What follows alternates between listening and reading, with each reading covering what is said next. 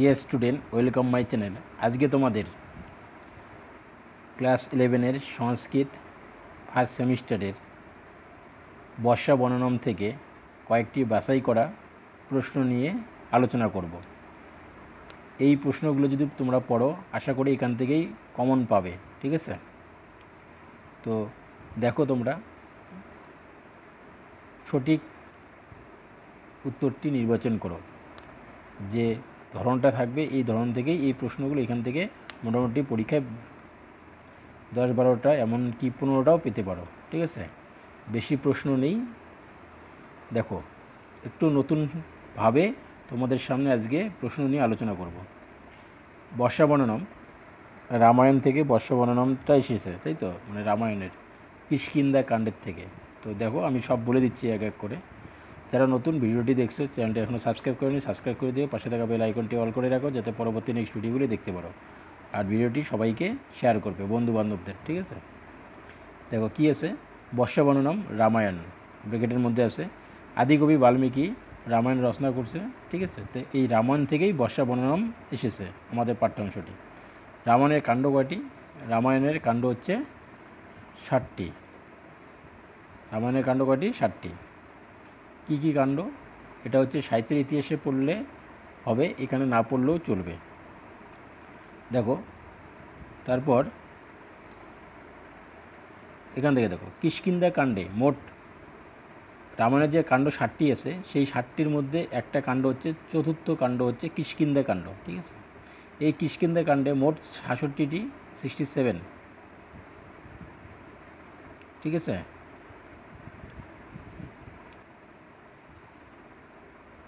স্বর্গ আছে সেখানে 28তম 28 কিন্তু, হ্যাঁ, 28তম স্বর্গে বর্ষা বর্ণনম এর 66টি শ্লোক আছে। তাহলে হচ্ছে কিষ্কিন্ধা কাণ্ডে মোট 67টি স্বর্গ আছে। তার 67 যে স্বর্গ আছে, তার 28তম স্বর্গে বর্ষা বর্ণনম আছে। এই বর্ষা বর্ণনমে মোট শ্লোক সংখ্যা হচ্ছে 66টি, মনে রাখবে। বর্তমানে পাঠ্যাংশে আমাদের পাঠ্যাংশে 10টি শ্লোক আছে। রামায়ণের অধ্যায় সংখ্যা কয়টি? 500টি।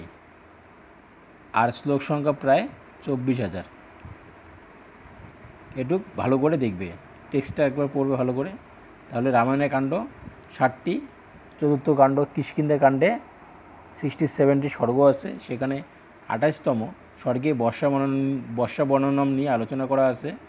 তো এই বর্ষা বর্ণনমে 66টি শ্লোক আছে। আমাদের পাঠ্যাংশে 10টি শ্লোক আছে। আর রামায়ণের অধ্যায় সংখ্যা 500টি, শ্লোক সংখ্যা 24,000। এইটুক। ঠিক আছে, দেখো এইটুকের মধ্যে কী ধরনের প্রশ্ন আসতে পারে একটু আলোচনা করে। ঠিক আছে, আলোচনা করে নেব, আমি লিখে দিয়েছি। দেখো কী আছে, বর্ষা বর্ণনম কাব্যাংশের উৎস, মানে বর্ষা বর্ণনম কোথা থেকে নেওয়া হয়েছে? রামায়ণ অথবা কিষ্কিন্ধা কাণ্ড। যে অপশনটি তোমরা পাবে সেটাই টিক চিহ্ন দিবে। রামায়ণ থাকতে পারে বা কিষ্কিন্ধা কাণ্ড থাকতে পারে, যে কোনো একটা থাকবে। কিষ্কিন্ধা কাণ্ডের মোট স্বর্গ কয়টি? 67টি। কততম স্বর্গে বর্ষা বর্ণনম আছে? 28তম স্বর্গে। বর্ষা বর্ণনমের মোট শ্লোক সংখ্যা কয়টি? 66টি। আমাদের পাঠ্যাংশে শ্লোক সংখ্যা কয়টি? 10টি। রামায়ণের অধ্যায় সংখ্যা কয়টি? 500টি। রামায়ণের শ্লোক সংখ্যা কয়টি? 24,000টি। ঠিক আছে, 24,000টি। দেখো 24,000টি হচ্ছে। তো এগুলো ভালো করে পড়বে, এখান থেকে কমন পাবে। এরপর দেখো, অযোধ্যারাজ দশরথ ছিলেন, আর একটু টেক্সট পড়ো। অযোধ্যারাজ দশরথ ছিলেন ইক্ষ্বাকু বংশীয়। তার 4 পুত্র ছিল। কৌশলের গর্ভে হচ্ছে রাম, কৈকেয়ীর গর্ভে হচ্ছে ভরত, এবং সুমিত্রার গর্ভে হচ্ছে লক্ষ্মণ ও শত্রুঘ্ন। তাহলে অযোধ্যার রাজ্যে দশরথ অযোধ্যার রাজা, তিনি ছিলেন ইক্ষ্বাকু বংশীয়, মানে ইক্ষ্বাকু বংশে তিনি জন্মগ্রহণ করেন। তার 4 পুত্র সবাই জানো, কে? রাম, ভরত, লক্ষ্মণ আর শত্রুঘ্ন। তো দশরথের 3 স্ত্রী ছিলেন, কে কে? কৌশল্যা, কৈকেয়ী আর হচ্ছে সুমিত্রা। এটা হচ্ছে পৌরাণিক কাহিনী, তোমরা অনেকেই জানো, অনেকেই গল্পটা পড়েছো, ঠিক আছে? রামায়ণ সম্বন্ধে অনেকেই তোমাদের ধারণা আছে। তো রামের হচ্ছে মাতা হচ্ছে কৌশল্যা, ভরতের কৈকেয়ী, আর হচ্ছে লক্ষ্মণ আর শত্রুঘ্নের হচ্ছে সুমিত্রা। লক্ষ্মণ আর শত্রুঘ্ন হচ্ছে, ঠিক আছে, 2 ভাই সুমিত্রার, ঠিক আছে? এবার দেখো প্রশ্ন পরীক্ষা আসতে পারে,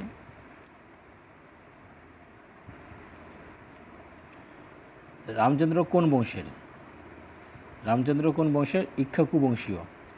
রামচন্দ্রের মাতার নাম কি? কৌশল্যা, ঠিক আছে? লক্ষ্মণের মাতার নাম কি? সুমিত্রা। রামচন্দ্রের পিতার নাম কি? দশরথ। আবার আসতে পারে দশরথ কোন বংশের? ইক্ষ্বাকু বংশীয়। রামচন্দ্র ইক্ষ্বাকু বংশীয়, ঠিক আছে? লক্ষ্মণের মাতার নাম কি? সুমিত্রা।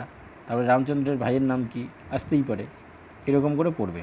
তো আমি একটু টেক্সট তুলে দিয়ে তারপরে তোমাদের সামনে তুলে ধরলাম। এরপর দেখো, রামচন্দ্র কত বছরের জন্য বনে যান? 14 বছরের জন্য, এটা সবাই জানো। তারপর দেখো এখানে আছে কাকে নিয়ে যায়? সীতা আর হচ্ছে ভাই লক্ষ্মণকে নিয়ে যায়, এটা মনে রাখবে। রাম ও লক্ষ্মণ কোথায় থাকাকালীন বর্ষা আরম্ভ হয়? মাল্যবান পর্বতে। রামচন্দ্র বর্ষার বর্ণনা কাকে দেন? লক্ষ্মণকে দেন। রামায়ণ অবলম্বনে রচিত চম্পু হচ্ছে রামায়ণ চম্পু। আচ্ছা লিখি নেই, এটা রামায়ণ চম্পু হবে। হ্যাঁ, রাবণ কোথা থেকে সীতাকে হরণ করে? দণ্ডকরণ্য মানে অরণ্য কাণ্ড থেকে। নেক্সট কোশ্চেন, বর্ষা বর্ণনাম কাব্যাংশে বর্ষার বর্ণনা কে করেছেন? রাম। কাকে করেছেন? লক্ষ্মণকে। সকালো, এখানে কাল বলতে বোঝায় বর্ষাকাল। জলাগম হচ্ছে সন্ধিবিচ্ছেদ হচ্ছে জলযোগ আগম। নব শব্দের অর্থ কি? আকাশ। সব সংপশ্যতং মেঘেই সংবৃতং গৃহ সংনিভেই, এটার হচ্ছে সন্ধিবিচ্ছেদ করো, উত্তর হবে নভ। উত্তর কি? নব। আর হচ্ছে গিরি শব্দের অর্থ কি? পর্বত। গিরি শব্দের অর্থ পর্বত। অয়ংস ড্যাশ সংপ্রাপ্ত, এটা হচ্ছে কালো হবে, শূন্যস্থান পূরণ আসতে পারে। বাতাস শব্দের অর্থ কি? বাতাস। উদয় শব্দের অর্থ জঠর। এই কয়েকটা প্রশ্ন থেকেই পরীক্ষায় আসবে, কিন্তু ভালো করে তোমরা পড়বে, এর বাইরে আর পড়তে হবে না। তারপর হচ্ছে স্তম্ভ, বিবৃতি, মিথ্যা, সত্য মিথ্যা, এগুলো হচ্ছে আলাদা, কিন্তু এখান থেকেই আসবে, 12-13টা থাকবে কিন্তু। পরের কোশ্চেন, বাতাসে কোন ফুলের গন্ধবাহী? বাতাস কোন ফুলের গন্ধবাহী? কেতক ফুল বা কেতকী ফুল। কেতকটা হচ্ছে সংস্কৃত। মেঘ দরম, সন্ধিবিচ্ছেদ হচ্ছে মেঘ যোগ উদরম। শান্ত সব সমুদ্রের রূপ কোথায় বাধা পায়? পর্বতের দ্বারা। বর্ষাকালে কী স্বভাব হচ্ছে? বিক্ষিপ্ত মেঘযুক্ত আকাশ। বর্ষাকালে স্বভাব হচ্ছে বিক্ষিপ্ত মেঘযুক্ত আকাশ। মহার্ণব, সন্ধিবিচ্ছেদ মহাযোগ অর্ণব। নেক্সট কোশ্চেন, অম্বুধর। অম্বুধর শব্দের অর্থ মেঘ। নেক্সট কোশ্চেন দেখো,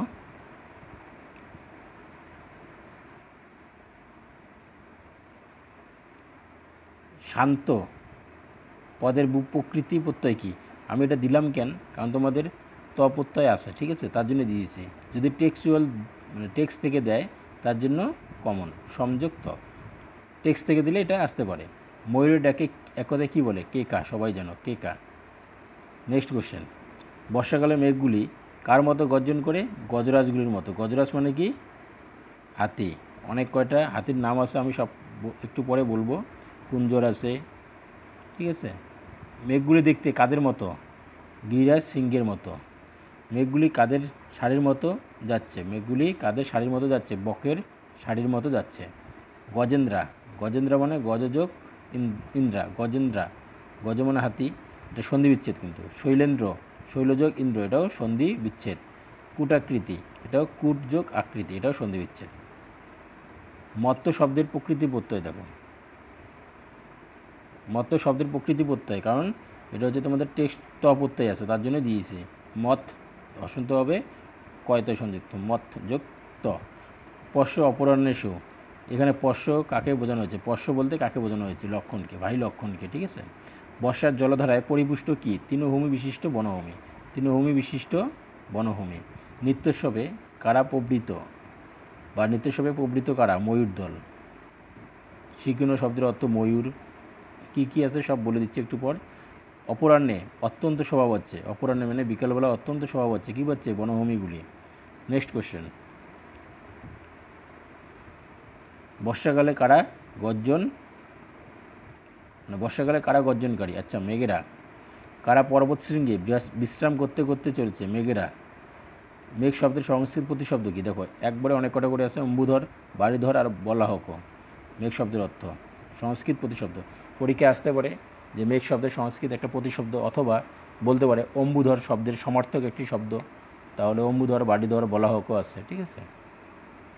হাতি শব্দের সংস্কৃত প্রতিশব্দ আসলে বারণ হবে, কুঞ্জর হবে, গজ হবে, অথবা বারণ শব্দের সংস্কৃত প্রতিশব্দ যদি বলে বা সংস্কৃত সমার্থক শব্দ যদি বলে সেটা কুঞ্জর হবে, গজ হবে। একসঙ্গে আমি তোমাদের এগুলো দিয়েছি, ঠিক আছে, যাতে তোমাদের পড়তে সুবিধা হয়। নেক্সট কোশ্চেন দেখো, ময়ূর শব্দের, ময়ূর শব্দের সংস্কৃত প্রতিশব্দ কি? বর্হিণ, নীলকণ্ঠ, শিখিন, এগুলো সব ময়ূর শব্দের সংস্কৃত প্রতিশব্দ। বিসর্গ দিলে হবে, ঠিক আছে। তো ব্যাঙের সংস্কৃত প্রতিশব্দ ভেক মানে ব্যাং, আর প্লবঙ্গম, প্লবঙ্গম মানে ব্যাং। বর্ষাকালে কারা ময়ূরদের সঙ্গে গর্জন করে? কারা করে? গজরাজরা মানে হাতিরা করে বর্ষাকালে ময়ূরদের সঙ্গে গর্জন। মেঘগুলিকে কাদের সঙ্গে তুলনা করা হয়? হাতিদের সঙ্গে তুলনা করা হয়। সব প্রশ্নই সহজ, এক দুইবার করে রিডিং পড়ো হয়ে যাবে। নেক্সট প্রশ্ন, সংপশ্যত্বং নব, এখানে তম বলতে কাকে বোঝানো হচ্ছে? লক্ষণ কী? বর্ষায় কোনো কোনো অঞ্চল কেন শোভা পায়? ময়ূরদের নৃত্যে শোভা পায়। বর্ষায় কোনো কোনো অঞ্চল কেন মুখরিত হয়? ভ্রমরদের গানে মুখরিত হয়। শতপথ শব্দের অর্থ হচ্ছে ভ্রমর। তন্ত্রী শব্দের অর্থ হচ্ছে বীণা। নেক্সট, বর্ষাকালে কারা স্বদেশে ফিরে আসে? বর্ষাকালে কারা স্বদেশে ফিরে আসে? প্রবাসীরা। রাজাদের যুদ্ধযাত্রা কখন বন্ধ থাকে? বর্ষাকালে বন্ধ থাকে। বনভূমি কখন বেশি শোভাযুক্ত হয়? অপরাহ্নে। বর্ষাকালে কোন বস্তুকে মালার মতো দেখায়? সারিবদ্ধ উড়ন্ত বক্স শ্রেণীকে, সারিবদ্ধ উড়ন্ত বক্স শ্রেণীকে। বর্ষাকালে বনে বনে কিসের উৎসব আরম্ভ হয়? সঙ্গীতের।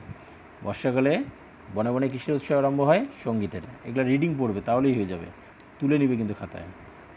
তারপরটা দেখো, বিদ্যুৎ শব্দের সংস্কৃত প্রতিশব্দ কি? তড়িৎ। তড়িৎ মানে বিদ্যুৎ। এবার একটা জিনিস, এটা হচ্ছে 6 বা 7 নাম্বার হচ্ছে শ্লোক থেকে আমি তোমাদের তুলে দিয়েছি। এখানে অনেক কয়টা প্রশ্ন হয়, শর্ট কোশ্চেন, আমি প্রশ্নগুলো দেইনি, টেক্সটভাবে লিখে দিয়েছি। দেখো পরীক্ষায় কীভাবে আসবে সব বলে দিচ্ছি। নদীগুলি বয়ে চলছে, বলবে কে বয়ে চলছে। যদি প্রশ্ন আসে কে বয়ে চলছে, উত্তর হবে নদীগুলি। পরে কোশ্চেন, কারা বর্ষণ করছে? মেঘেরা বর্ষণ করছে। তাহলে গর্জন কারা করছে? উত্তর হবে হাতিগুলো। তারপরে হচ্ছে কি, কারা স্বভাব হচ্ছে? বনপ্রান্ত ভাগগুলি স্বভাব হচ্ছে, ঠিক আছে। তারপরটা দেখো, তারপরটা হচ্ছে কারা চিন্তা করছে। কোশ্চেন হচ্ছে কারা চিন্তা করছে, উত্তর প্রিয়া বিরোহীরা চিন্তা করছে। তাহলে নাচছে কে? নৃত্য করছে কে? ময়ূররা। আর নির্ভয়ে জীবনযাত্রা কী করছে? ভেকেরা। এইভাবে প্রশ্ন আসবে, ঠিক আছে। এইভাবে তোমাদের মনে রাখতে লাগবে। এবার সন্ধিবিচ্ছেদ আছে, রণোৎসুক, রণযোগ উৎসুক, বনান্তা, বনযোগ অন্তা, প্রগীত, এটা হচ্ছে প্রত্যয়, এই দুটো প্রত্যয়। বৈযোগ ত, প্রনিত্য, প্রনিযোগ ত। যেহেতু তোমাদের ত প্রত্যয় আছে তার জন্য আমি দিয়েছি, নাহলে দিতাম না। রণযোগ উৎসুক আর বনযোগ অন্তা, এই দুটো হচ্ছে সন্ধি। আর একটা হচ্ছে গৃহ শব্দের অর্থ কী? গৃহ শব্দের অর্থ পর্বত। এই কটা পড়লেই তোমাদের আশা করি হয়ে যাবে, ঠিক আছে। আমি একটু শূন্যস্থান নিয়ে আলোচনা করছি। দেখো, কিষ্কিন্ধা কাণ্ডের কততম স্বর্গে 60 শ্লোকে বর্ষার বর্ণনা আছে? কততম কাণ্ডে? এটা তোমরা সবাই জানো, ঠিক আছে। সবাই দেখি বলতে পারো কি না। একটু আগেই আমি টেক্সটভাবে লিখে দিয়েছি। এটা হচ্ছে 28তম হবে। রাম ও সুগ্রীবের বন্ধুত্ব হয় ড্যাশ পর্বতে। কোন পর্বতে? ঋষ্যমুখ পর্বতে। এটা কিন্তু অন্য, দেখবে ভালো করে দেখবে এটা। মিত্র সুগ্রীবের অনুরোধে রাম ড্যাশকে হত্যা করেন। কাকে করে? বালিকে করে। বর্ষা বর্ণনা পাঠ্যাংশটিতে বর্ষার বর্ণনা দিয়েছেন, বর্ষা বর্ণনা দিয়েছেন কে? রাম দিয়েছেন বর্ষা বর্ণনা। কাকে দিয়েছেন? লক্ষণ কী হবে? অয়ংস ড্যাশ সংপ্রাপ্ত, এটা হচ্ছে কালো সংপ্রাপ্ত। তারপরে হচ্ছে সংপর্শ তং ড্যাশ মেঘেই সংবিতং গিরি সংনিভেই, একটু আগেই বললাম নব হবে। আবার মেঘ উদর বিনির্মুক্তা, এখানে উদর শব্দের অর্থ হচ্ছে জঠর, এটাও দেওয়া ছিল একটু আগে। ড্যাশ প্রকীর্ণ অম্বুধরং বিভাতি, কী হবে? এটা হচ্ছে নব হবে, ঠিক হবে নব। শান্ত মহার্ণবস্য, শান্ত শব্দের ড্যাশ প্রত্যয় হয়েছে, একটু আগে বললাম ত প্রত্যয় হয়েছে। গর্জন্তী মেঘা সমুদীর্ণ নাদা, এখানে ড্যাশ কথা বলা হয়েছে, এখানে কার কথা বলা হয়েছে? এখানে মেঘগুলির কথা বলা হয়েছে। মত্তা গজেন্দ্রা ইব সংযুগস্থা, এখানে কাদের কথা বলা হয়েছে? গজরাজদের কথা বলা হয়েছে। পশ্য অপরাহ্নেষু অধিকং ড্যাশ, পশ্য অপরাহ্নেষু অধিকং ড্যাশ, কী হবে? বিভ্রান্তি হবে, ক নম্বর অ্যান্সার। Next question,